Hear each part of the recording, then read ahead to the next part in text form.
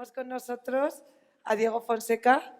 Ya sabéis que yo nunca puedo hacer las cosas de una forma convencional. Si queréis subirlo, la leéis en el internet.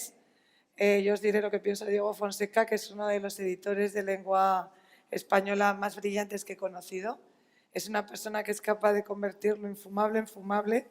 Lo imposible es posible con Diego. Te puedes leer cosas sobre Stiglitz y hasta reírte y emocionarte, ¿no? Y este señor está aquí hoy para intentar explicarnos cómo elegiría él las noticias y las haría más interesantes y cuál es el problema al que se enfrenta un editor de esta magnitud cuando le viene un reportero con su historieta, ¿no?, de salvavidas y de vallas de fronteras. ¿Quieres que empiece? Dale, Diego, Bueno, mete caña. Bueno, gracias a Por Causa y a la larga lista de organizaciones que apoyan. Yo no dije eso de que esta es la mesa de los que somos malos, creo que fue Virginia específicamente quien lo dijo, pero en todo caso lo suscribo. Se ha hablado mucho acerca de la necesidad de humanizar las historias, creo que humanizar es sustancial, permite que la gente conecte con una serie de principios universales que van desde la empatía hasta, si se quiere, la lástima. No creo que la lástima sea lo correcto, pero hasta ese punto se ha llegado en el periodismo en ocasiones. Sin embargo, me da la sensación de que a medida que pasa el tiempo todo el mundo ha comprendido que la humanización es imprescindible, pero en muchas ocasiones no se hace del mejor modo posible. A mí lo que me ha pasado como editor, no solo en temas de migración, sino en general, es que encuentras reporteros que están tan encerrados dentro de su propio ámbito que operan como en una burbuja. Y lo que decías, creen que su tema es el tema.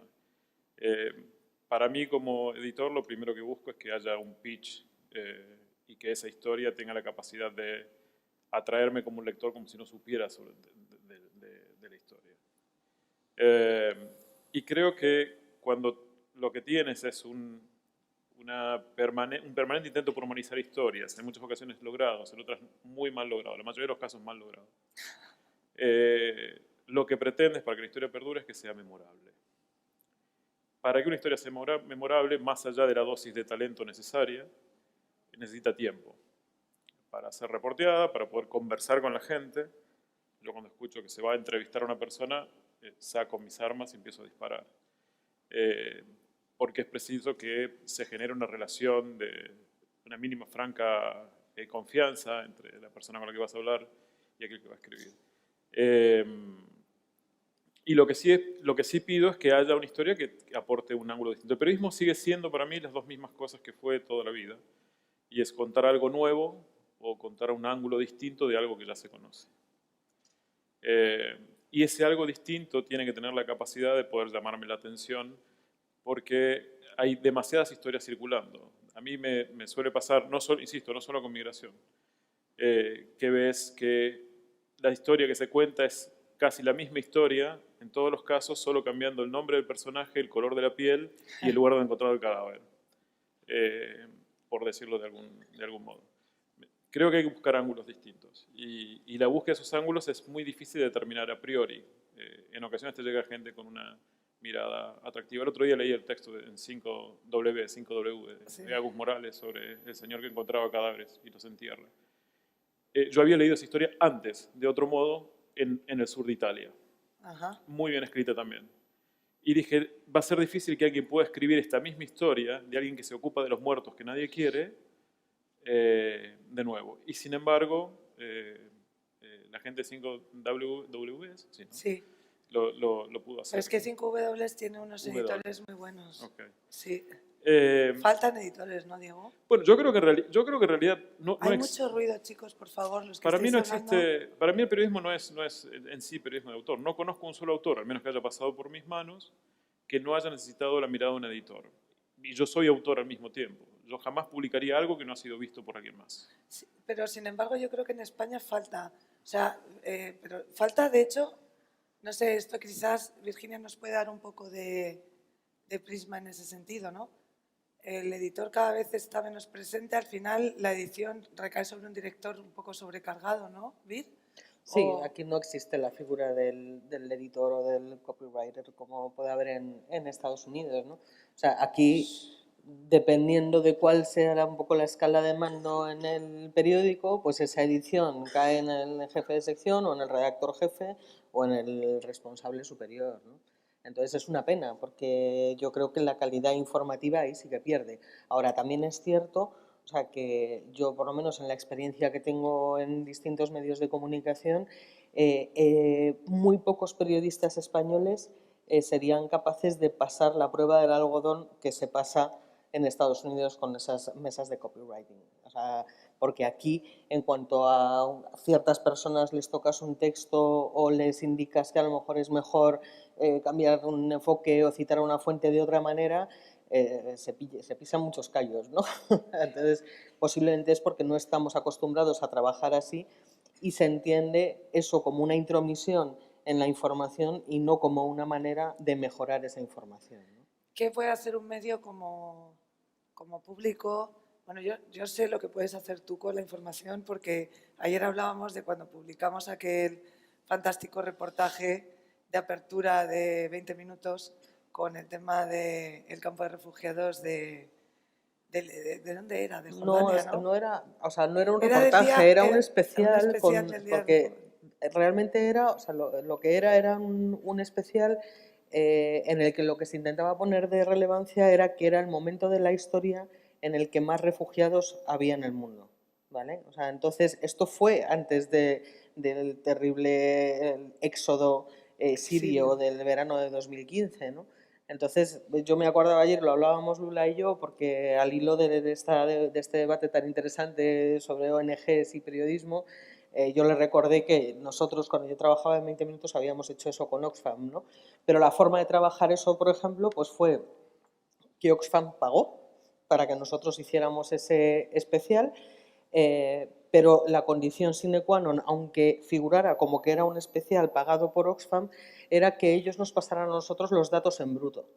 Entonces nosotros con esos datos lo que hicimos fue trabajarlos y montar un especial visual con mucho gráfico y con mucho elemento interactivo que yo creo que fue enormemente interesante y que a mí desde luego ya a título más individual, ¿no?, me sirvió muchísimo para poder afrontar la crisis que después nos vino unos meses después, ¿no? O sea, pues yo creo que ese fue un buen ejemplo de colaboración. ¿Se pueden meter migraciones? Y esto luego le va a caer a Daniel de refilón, ¿no? Súper debate. ¿Merece la pena hacer una sección, un espacio de migraciones? Tú ayer, Virginia, me dabas tu opinión, me decías que no, que la migración es transversal. Bueno, yo soy bastante antisecciones en general. O sea, no me gusta nada lo de acotar las informaciones por áreas temáticas, ¿no? Yo creo que según, dependiendo del medio, pero también dependiendo del momento de la historia en el que estemos, insisto, primero dependiendo del medio en el que estás, tú tienes que fijar los focos informativos de tu medio, ¿no? Entonces, esos focos para mí serían las secciones, o sea, pero yo no soy nadie partidaria de esas secciones temáticas, política, sociedad, me parece un poco absurdo, ¿no? Y creo que es un sistema de organización más para los periodistas que para los lectores. Siempre lo he pensado así, ¿no? Entonces, yo no creo en empaquetar, digamos, la información debajo de un nombre, pero en ningún ámbito. No creo que haga falta tener una sección de migraciones, como no creo que haya falta tener una sección de feminismos, porque creo que lo que tenemos que intentar es conseguir que todos esos aspectos de la realidad sean transversales y terminen empapando todas las informaciones. Eso es lo que yo pienso. O sea, creo que en una información cotidiana sobre algo, una información local, por ejemplo, ¿no? Imagina, no sé, cualquier ejemplo, o sea, ahí va a haber migrantes, va a haber mujeres. Entonces, lo que creo que tenemos que hacer es el esfuerzo de reflejar esa diversidad de realidades en cada información que trabajamos, ¿no? Y no tanto de acotar. Otra cosa muy distinta es que el medio, o sea, que por ejemplo el público, es una de las cosas que hicimos cuando llegamos a Ana y yo, fue reenfocar todo el contenido a unas áreas muy concretas. O sea, decir, bueno, nuestros focos informativos son pues, el feminismo, bueno, mujer como elemento transversal, ¿no?, a todo.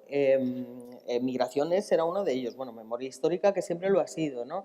Y entonces eso lo que te ayuda es a definir mucho mejor las tareas de los propios periodistas, ¿no? Y a que ellos también entiendan, o sea, que su área informativa es una, pero eso no quiere decir que tenga que traducirse luego de cara al público en una sección determinada, ¿no? Y sin embargo, bueno, Virginia no la he presentado a todo esto. He dado por hecho que todos sabéis que es la flamante codirectora de Público, ex vicepresidente o una cosa así, siempre lo digo fatal, Vir, de 20 minutos. Y una de las personas que más saben de dirección periodística, principalmente en digital, pero tiene unos conocimientos muy amplios. Os aconsejo que os peguéis un poco a ella y que os empapéis de su saber. Yo lo hago a menudo y así estoy de bien. Daniel Howling es el representante de lo que sería el medio específico de migraciones. Ahora mismo es uno de los editores de Refugees Deeply y ha trabajado para una enorme cantidad de medios. De nuevo remito a las páginas web para saber exactamente qué hacen todos nuestros invitados, porque las biografías son muy largas y yo no tengo la alegría como para poder describirlas adecuadamente. Lo que sí sé es que a Daniel le habéis visto subir varias veces al estrado. No, subió el otro día con corresponsales. Él me decía, yo no sé qué hago en esta mesa si el 80% de mi trabajo es de corresponsalía, pero yo creo que ahora sí sabe lo que hace en esta mesa. ¿Cómo se hace una información para un medio que exclusivamente cubre migraciones? ¿Y tú crees que llega realmente a la audiencia a la que potencialmente queréis llegar? ¿O limita? Sería mejor hacerla desde el Guardian o desde alguna de las publicaciones tan potentes con las que has estado trabajando. Okay. One of the major misconceptions that's out there is that we're going to change public attitudes by doing more journalism on refugees and migration. That's not going to make any difference whatsoever. Apart from the fact that it's not, journalists are not advocates, and they shouldn't have an advocacy agenda in that way. Even if that was your goal, that would not have any impact. So if Refugees Deeply just creates more sympathetic media on refugees and migrants, you will just have more stories for the same small readership to read. The role of Refugees Deeply is not to make a major impact on public opinions. It's a specialist site for a highly engaged audience. Now, the constituencies that make up our audience are, roughly speaking, the academic and research community that are on this full-time on forced migration, and this is a huge and expanding complex.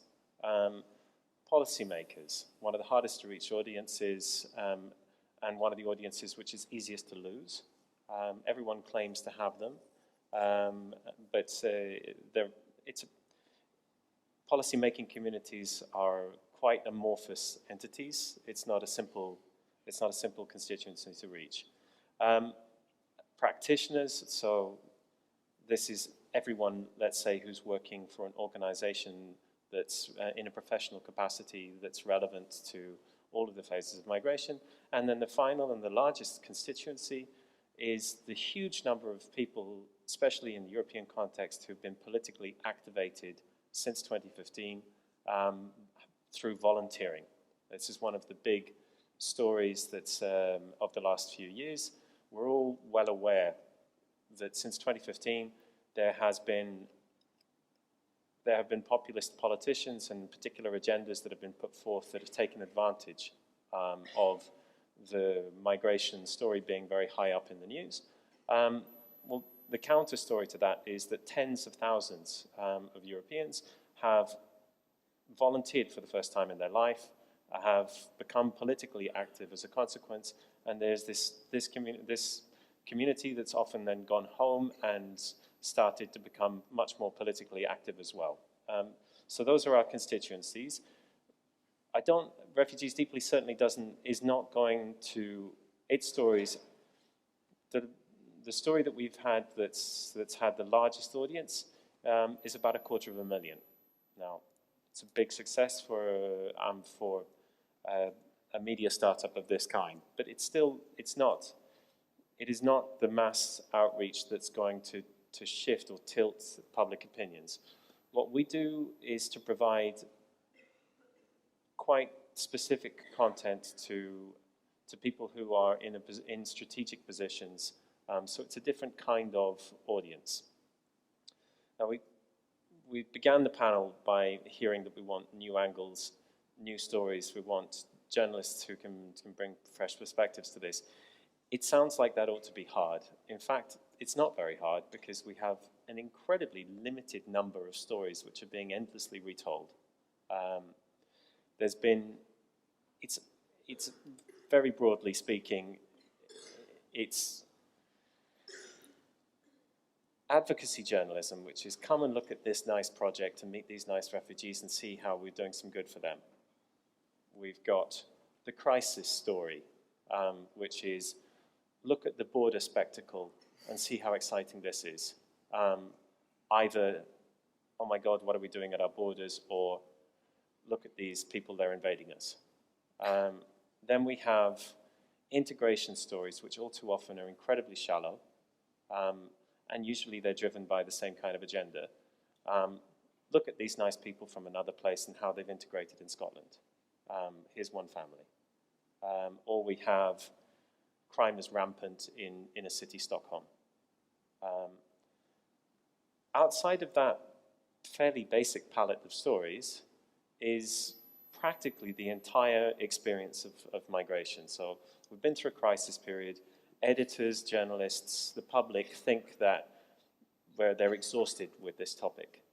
I think it's a really important moment for editors to encourage publications to think about getting a migration correspondent. I mean, The Guardian did it, some US publications are doing it. They're doing it partly because it's the Trump era and suddenly most of the US seems to have discovered that they have a really nasty immigration system that predates Trump, but nevertheless it creates momentum for this at the moment. This is a moment for journalists and editors to take a step back and realize that human mobility is a long-term story. This isn't something that goes away. There's going to be ample scope for new approaches. Now, there should be journalists who are watchdogs of our interior ministries and the changing policy environment, who look for incredible, powerful human stories that we can map to specific political decisions and moments. There's a huge latent... I have a question about what you were saying. It's for the three of us. Y ahora vamos a entrar en la parte que todo el mundo está esperando, que es el gran debate. You're right, I agree with you. You need more stories, you need correspondence. Can you have a correspondence when you are under a major crisis of the sector, where you're asking the journalists to do 3 times what they can do, and you're asking yourself as a director too? This is one thing. And the second thing, is it worthy to do that for an audience that you have described as so little and so specific? So, and I'm going to say that in Spanish too. No vende el tema, no tenemos recursos, pero hay una sensación de que tenemos que hacer un esfuerzo y poner corresponsales. Esto es el temazo, lo sabemos de esta mesa. ¿Existe una solución o no? ¿Se puede hacer algo o no? A ver, primero, o sea, de verdad, yo no sé cómo trabajan todos los medios, ¿no? O sea, pero pensar que en un medio de comunicación solo se dedican recursos a trabajar determinados tipos de información cuando la información funciona, es decir, cuando genera clics, creo que es un error, de verdad. O sea, yo no quiero creer que eso es así, por lo menos, ¿no? O sea, yo creo que hay, bueno, sí que hay momentos de picos informativos respecto a algunos temas, ¿no? O sea, que sí que generan que ciertos medios le presten más atención en un momento determinado, pero yo creo que hay asuntos que son de una relevancia extraordinaria a los que hay que prestar atención sí o sí, da igual que la gente lo lea o no. Nuestro trabajo es intentar llegar a esa gente y llegar de la mejor manera posible. Y por eso muchas veces es muy complicado, como decía Diego antes, porque claro, nuestra tarea como responsables de medios, al menos en un medio generalista como en el que yo trabajo, es tener una visión global, o sea, de cuáles son las distintas realidades que están componiendo una realidad y que tenemos que trasladar al lector.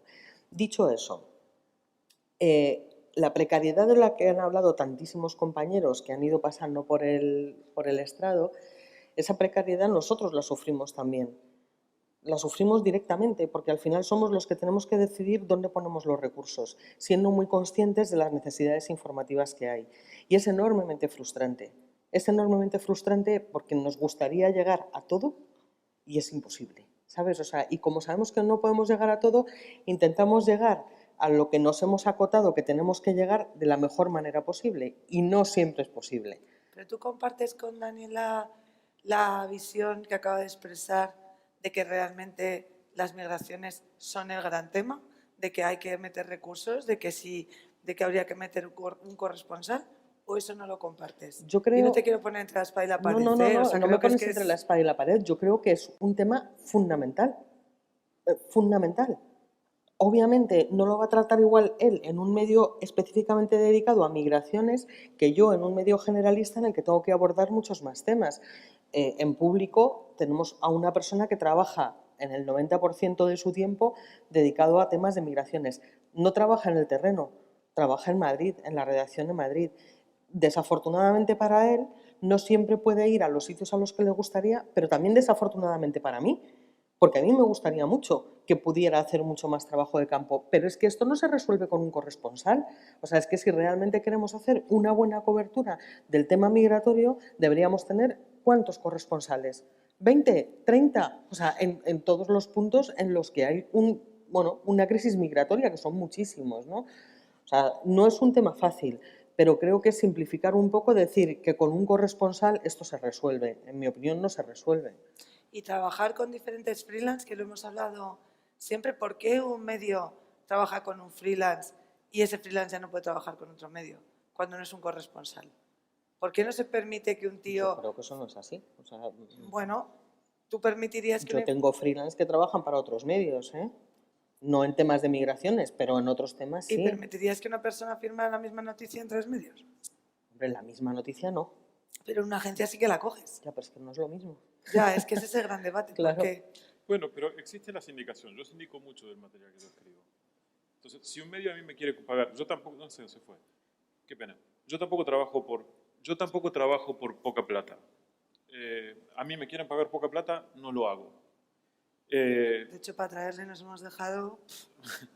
No, pero voy a esto. Si un medio no tiene la capacidad de pagarme un texto en exclusiva, entonces yo le voy a decir al medio, ok, tú lo puedes publicar, pero ese texto yo lo voy a sindicar con otros 4 o 5 medios. Quien avisa no traiciona. Y está en mí colocarlo o no como freelance en esos 4 o 5 medios. Yo no creo, yo como todas las veces que he sido editor, jamás le he impuesto a un colaborador la obligación de ser exclusivamente colaborador mío si yo no tengo la capacidad de pagarle a él lo que él cobraría por sindicar ese texto en otros tipos de medios. Si no, lo libero de esa responsabilidad, porque me parece que es justo que él pueda colocarlo en otros lados. Me fui de tema al final con eso. O sea, yo creo que el debate aquí realmente es ¿se puede o no se puede hacer? O sea, es que esa es la pregunta. Lo que planteaba Daniel recién, me da la impresión de que cuando tú eres un medio de nicho y estás enfocado en eso, puedes tener coberturas mucho más generales. Cuando tú eres muchas coberturas con mucho más gente dedicada a un tema específico, porque tienes targeted tu público, sabes a quién estás apostando y ese público consume el producto que estás haciendo. Es lo mismo que estar haciendo un medio de finanzas, un medio de economía, o un medio de venture capital, o lo que fuere. Cuando tú eres un medio generalista, hay cuestiones de budget, de presupuesto y de propiedad de la asignación del recurso. Si yo tengo que hay en Tarija un problema y me lo está cubriendo F, y yo como editor, y siento que F lo está cubriendo bien para hoy, puedo salir con eso. Pero quizás puedo planear para que en los próximos 15 días podamos trabajar una historia en profundidad enviando gente, porque considero que el tema vale la pena. Dicho lo cual, vale la pena desde una perspectiva periodística, humana y ética, si quieres. Y también concuerdo con el otro punto. Yo no creo que el periodismo vaya a cambiar nada. Yo, de hecho, creo que el periodismo nunca cambia nada. Quienes cambian son las sociedades. toda la información que hay sobre el impacto que tiene la migración en la vida económica, cultural, política, social de los países está puesta sobre la mesa. Se conoce, es sumamente conocida. Está en aquellos que toman decisiones de política en hacer con esa información algo. Pero nosotros no podemos hacer mucho más. Corresponderá a los activistas, a los funcionarios, a los empresarios, etcétera, hacer ese tipo de cosas. Como periodistas, asumir que lo que haces no siempre cambia las cosas o no cambia las cosas es como asumir la derrota garantizada. Uno vive en ese tipo de idea. Es como ser ese tipo de equipos que tiene que jugar con el Barça todo el tiempo. O sea, lo máximo que puedes esperar es un empate. Acabamos de sacar la segunda bellísima imagen. El estrecho es el Guernica de las migraciones y los periodistas de migraciones son el equipo que juega contra el Barça todo el rato. Es que tu exposición de temas, tú puedes poner los temas sobre la mesa, pero al final del día tu capacidad para incidir no va a ser mucho.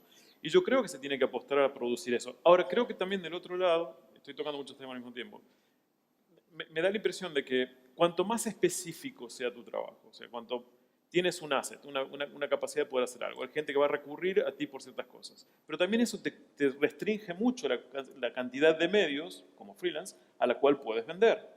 Entonces yo creo que también el freelance debe dejar de pensar como se pensaba cuando éramos parte de redacciones analógicas, en el que coloco en un medio, en 2 o en 3 y con eso vivo. Ya no va a pasar. Al menos en el mercado hispano, y por eso meto a España y América Latina en general, eso ya no va a pasar. Como freelance, y yo lo soy también. A mí hay una cosa- Debes reinventarte generando, junto a tus capacidades, tu core, aquellas capacidades centrales que tienen, otras capacidades para poder repensar el modo en que escribes las historias, el modo que te aproximas a las historias, el modo que das tratamiento a las historias o el tipo de historias que estás trabajando. A mí hay una cosa que me preocupa profundamente y es que estamos venga a hablar del tema de, bueno, si es que yo quiero, yo creo que es importante, yo lo voy a meter, yo lo voy a cubrir, yo voy a hacer el esfuerzo. Dani hacía referencia a Patrick Kingsley, que es el único corresponsal realmente que ha habido en migraciones que yo conozca, ¿no? Me parece que a eso te referías, ¿no? Cuando decías que el Guardian había tenido un corresponsal de migraciones. Creo que fue Patrick. Ya no hay más. No le han sustituido. Patrick se va al New York Times y el Guardian no pone a alguien a cubrir migraciones. Y cuando yo hablo con la editor chief, con Nathalie Nougader del Guardian, que estuvo a punto de venir, Nathalie me dice que no es worthy, que el tema muy bien, que es muy interesante, que las migraciones son importantísimas, pero que no... Y en realidad es un poco... Haría, pero no puedo, ¿no? Es como tener, no sé... Well, let's take the specific example of The Guardian in that case. After Patrick went to the New York Times, at the New York Times, he does a general journalism job. He's a regional correspondent. But he's still obsessed with migration, so the most effective stories that he does are still migration stories. This is one of the broader point, or the main takeaway that I'd like to give to people here, is that if the people who are interested in journalism and migration can understand that we're in a phase where we're building the self-identity for migration journalists. You may not exclusively cover migration journalism, you may not have the budget to hire migration specialists. I totally agree that we shouldn't have migration specialist sections. It's like creating ghettos inside our media. If we encourage young journalists to self-identify as migration journalists, if you put together things like an equivalent of the Vulture Club, which is a Facebook group for conflict journalists, an enormous number of young journalists go in wanting to be a war correspondent, a war photographer, an exciting foreign correspondent. There is a possibility to think about the broader migration topic as a really fascinating specialism to have or an area to cover. And if you breed that into journalists, whether or not Patrick Kingsley is a migration correspondent for The Guardian or a foreign correspondent for the New York Times who writes regularly about migration, if people begin to think of this as being an area that's full of rich and fascinating consequential stories, then the amount of this journalism and the quality of this journalism will improve across the board. We don't know how, if we have this panel again in 5 years' time, Are we going to be talking about national newspapers that have multiple sections? Are we going to be talking about traditional news broadcasts that have 2 minutes to cover international affairs? Are we going to be talking about subscription-based specialist news outlets that cover where you try to, like The Correspondent, where you're a member of a media that you try to shape the outcomes? We don't know exactly what the forms will be. So the most that could be usefully said is that it would be good for young journalists who are coming into this field to think about migration as a mega trend which will continue into the future, and as a store of fascinating, consequential, rich stories, and that they want, and to think about, and they will work out the stories, the forms, the media where these stories will be placed. Editors as gatekeepers to a future career for young journalists. My advice to most young journalists would be, think seriously about whether or not you want to be poorly paid for the rest of your entire career.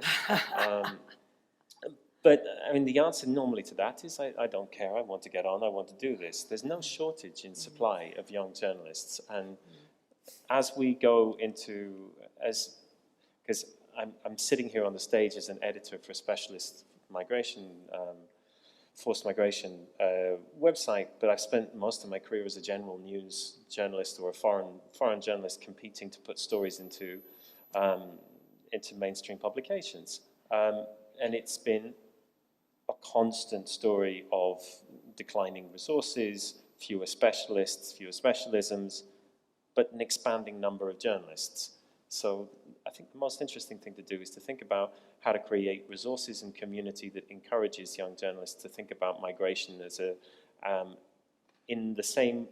give it some of the glamour and prestige cachet that conflict journalism has for far too long enjoyed.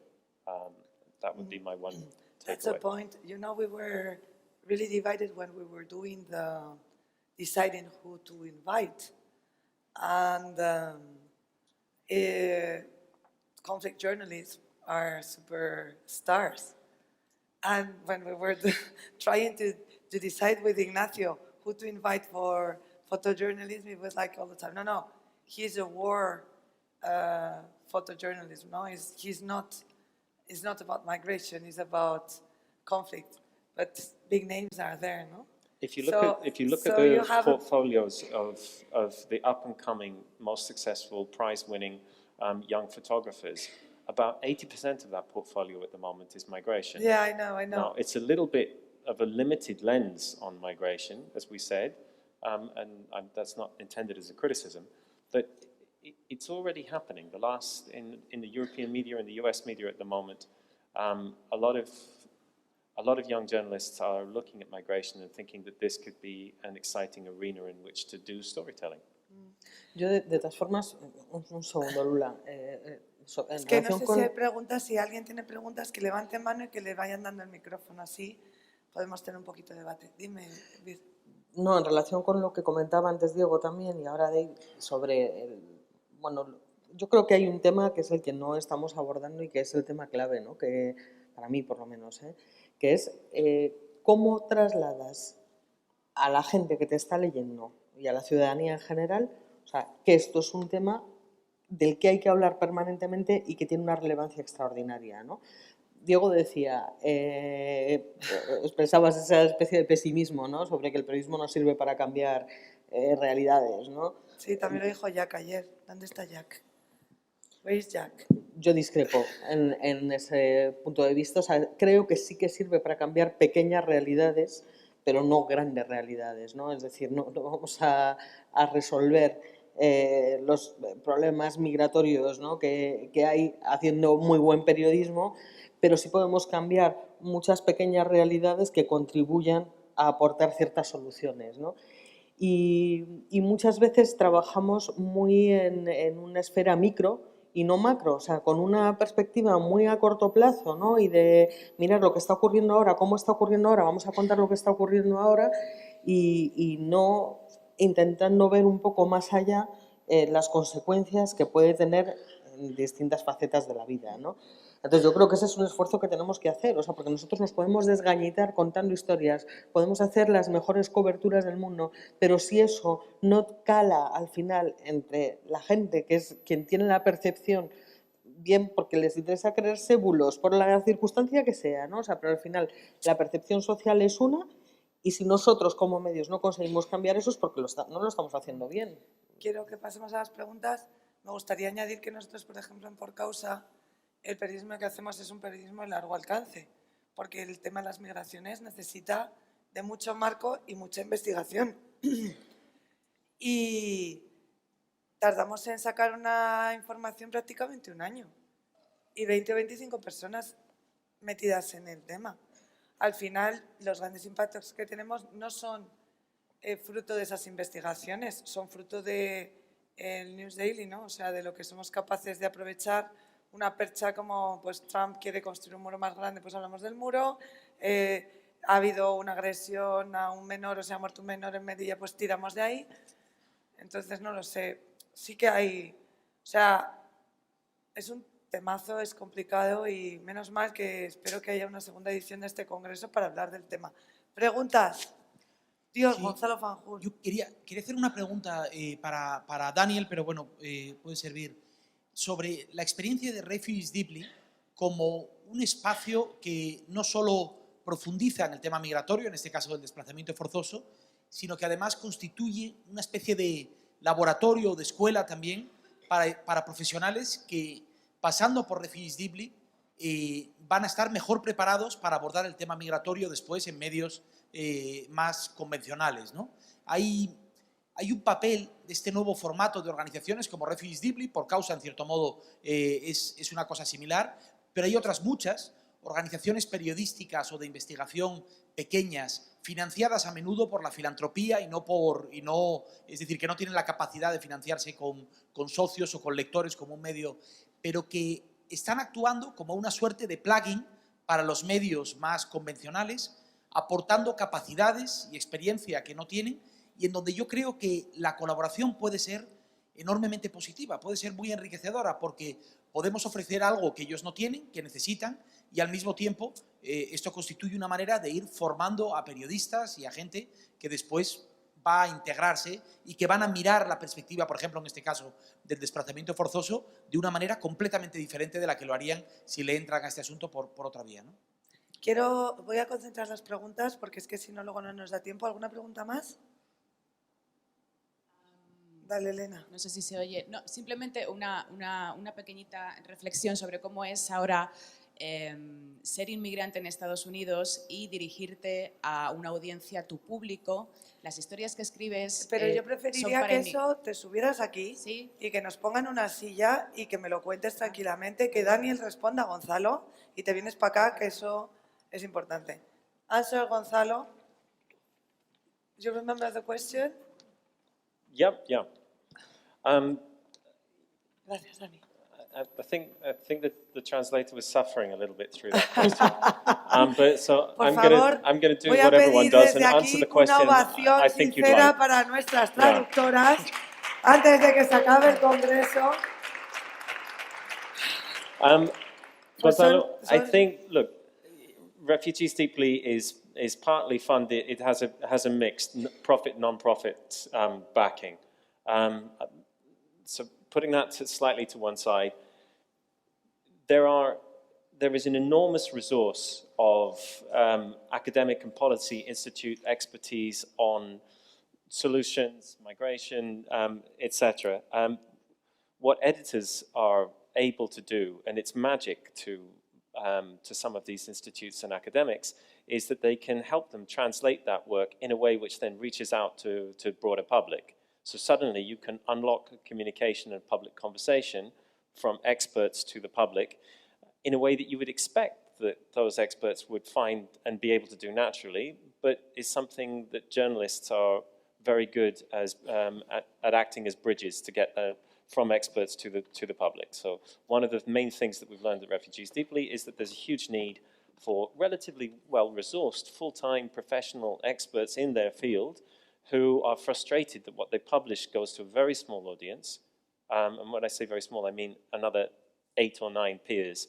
and would like to be able to knock out an op-ed and enter the public conversation.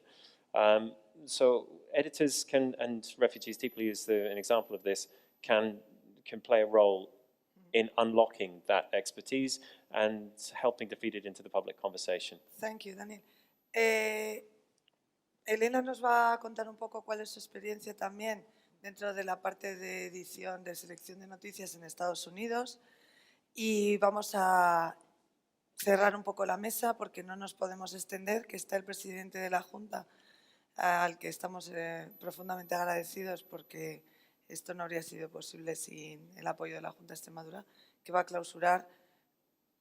Previas palabras de nuestro compañero Gonzalo Fanjul, al que todos conocéis como Gladiator, pero tiene también una parte mucho más profana y entonces va a hacer un pequeño resumen del Congreso. Dale, Elena, por favor, dale muy rápido. Nada, muy rapidito. Te cambian mucho la perspectiva cuando tu audiencia y tu público mayoritario es inmigrante. Os pongo un poquito en contexto mínimamente, 45 millones de inmigrantes en Estados Unidos, buena parte de ellos latinos, entre 11 y 22 millones de indocumentados. Ese es nuestro público y el tipo de historia que te demanda es información de servicio público. ¿Qué hago con mis papeles? ¿Qué hago si la migra llama a mi puerta? ¿Dónde escondo a los niños? Tenemos un espacio con una abogada de inmigración todas las semanas en Telemundo que lo llena, hace lleno total en las redes. Y es bien interesante porque ahí sí se cuentan las historias de éxito de los inmigrantes, sí se cuentan qué pasa después, sí se cuenta de dónde vino, con quién vino, cómo le ha ido después de 10 años, cómo le ha ido después de 30 años. Y bueno, ahora con el viento a favor es también una satisfacción poder tener la suerte de después de lo que me ha costado a mí vender historias de migración, poder contarlo desde el otro lado con la marea a favor. Me encanta pensar en las personas que vienen, ¿no?, a nuestro país como en realidad lo que son, ¿no?, parte de esa audiencia, como podrían ser parte de las redacciones.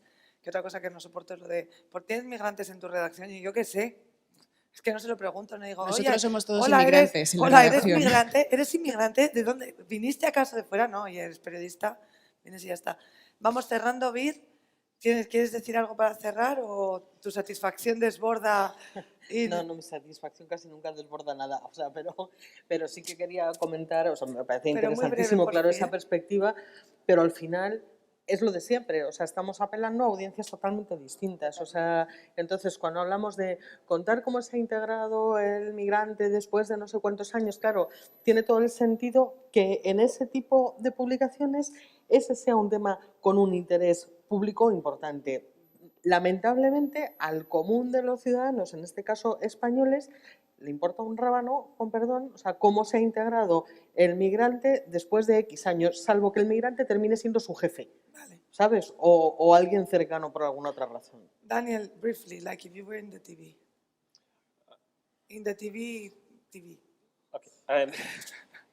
28 If you're minutes. working on returns or deportations from stories from any European countries, come and see me afterwards and tell me about it. I'm going to be doing this for the next year and a half. I want to meet you. Okay, I call you tomorrow. En un mercado de competencia creciente, porque todo el mundo quiere escribir o aparentemente quiere escribir sobre migración, y hay muchísimos periodistas intentando hacerlo, mi sugerencia como editor sería que si van a escribir sobre inmigración, dejen de ser periodistas regulares y se pongan a estudiar historia, sociología, economía, ciencia política o lo que quieran, porque les va a ayudar muchísimo más a comprender fenómenos de largo plazo como son estos. Bueno, esta es la mesa de clausura del Congreso.